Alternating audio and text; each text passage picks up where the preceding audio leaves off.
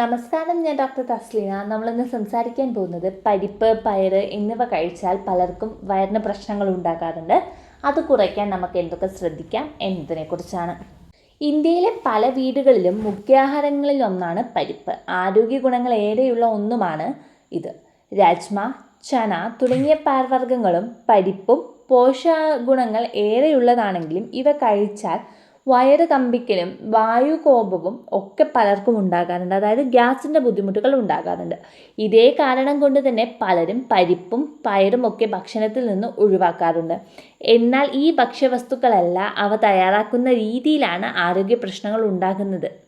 പാചകം ചെയ്യുന്നതിൽ വരുത്തുന്ന ചെറിയ മാറ്റങ്ങളിലൂടെ ഇവ എളുപ്പത്തിൽ ദഹിക്കുന്ന രീതിയിലാക്കാൻ സഹായിക്കും. ഗ്യാസിൻ്റെ പ്രശ്നങ്ങളും ഒരു പരിധിവരെ നമുക്ക് നിയന്ത്രിക്കാൻ കഴിയും. പരിപ്പ് വെള്ളത്തിൽ കുതിർത്താതെ വേവിക്കുന്നതാണ് പ്രധാനമായും ഉദരപ്രശ്നങ്ങൾക്ക് കാരണമാകുന്നത്. പരിപ്പ്, പയറ്, മറ്റു പയർവർഗ്ഗങ്ങളും വെള്ളത്തിൽ കുതിർത്ത ശേഷം ഉപയോഗിക്കുക. ഈ വെള്ളത്തിൽ കുതിർത്തുപയോഗിക്കണം എന്നതിന് പിന്നിൽ ശാസ്ത്രീയമായ കാരണങ്ങളുമുണ്ട്.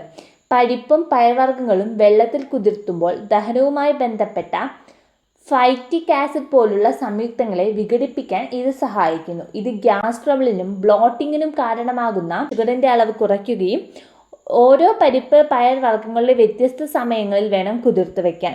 രാജ്മ, കറുത്ത കടല തുടങ്ങിയവ 8 മുതൽ 12 മണിക്കൂർ വരെ കുതിർത്തണം. ചെറുപരിപ്പ്, തുവരപ്പരിപ്പ് തുടങ്ങിയവ കുറച്ച് സമയം കുതിർത്താൽ മതിയാവും. പയറും പരിപ്പും മറ്റും കുതിർത്ത വെള്ളം ഇവ വേവിക്കും മുമ്പ് കളയാൻ മറക്കരുത്. കാരണം ഈ വെള്ളത്തിൽ ബ്ലോട്ടിങ്ങിന് കാരണമായേക്കാവുന്ന സംയുക്തങ്ങളുണ്ടാകും. ശരിയായ രീതിയിൽ സ്പൈസസ് ചേർത്ത് വേണം ഇവ വേവിക്കാൻ. കായം, ഇഞ്ചി, ജീരകം, അയമോദകം തുടങ്ങിയവ ബ്ലോട്ടിംഗ് കുറയ്ക്കും.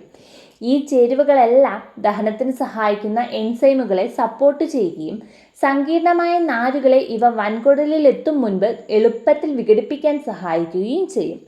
പരിപ്പിലും പയർവർഗ്ഗങ്ങളിലും ഈ സുഗന്ധവ്യഞ്ജനങ്ങൾ ചേർക്കുന്നത് ഉദരാരോഗ്യം മെച്ചപ്പെടുത്തുന്നതിനോടൊപ്പം തന്നെ രുചി കൂട്ടുകയും ചെയ്യും. നാരുകൾ കൂടുതലടങ്ങിയ ഭക്ഷണം ശരീരത്തിന് ശീലമില്ലെങ്കിൽ രാജ്മ, വെള്ളക്കടല തുടങ്ങിയവ കഴിക്കുന്നത് അസ്വസ്ഥതയുണ്ടാക്കാം. ഇതിന് പകരം ലഘുവായതും എളുപ്പത്തിൽ ദഹിക്കുന്നതുമായ ചെറുപരിപ്പോ തുവരപ്പരിപ്പോ ഉപയോഗിക്കാം. ഉദരം ഹെവിയായ പരിപ്പ് വർഗ്ഗങ്ങളായി പൊരുത്തപ്പെട്ടതിന് ശേഷം വെള്ളക്കടല, രാജ്മ, കടല തുടങ്ങിയവ ഉപയോഗിക്കാം. ഇവ പടിപടിയായുള്ള ഭക്ഷണക്രമം ഉദരത്തിലെ ബാക്ടീരിയകൾക്ക് അനുകൂലമാവുകയും ഈ ഭക്ഷണങ്ങളെ ഫലപ്രദമായി ദഹിപ്പിക്കാൻ ആവശ്യമായ ബാക്ടീരിയകളെ ഉൽപ്പാദിപ്പിക്കുകയും ചെയ്യും. എല്ലാ പരിപ്പുകളും ഒരുപോലെ ദഹിക്കണമെന്നല്ല. ലഘുവായ ചെറുപരിപ്പ് പോലുള്ളവ ദിവസവും ഭക്ഷണത്തിൽ ഉൾപ്പെടുത്താം. എന്നാൽ രാജ്മ, വെള്ളക്കടല, കടല തുടങ്ങിയവ ആഴ്ചയിൽ 1-2 തവണ മാത്രം ഉപയോഗിക്കുന്നതാണ് നല്ലത്. പ്രത്യേകിച്ച് ബ്ലോട്ടിംഗ് ഉള്ളവരാണെങ്കിൽ, അതായത് വയറ് വീർക്കുന്ന പ്രശ്നമുള്ളവരാണെങ്കിൽ.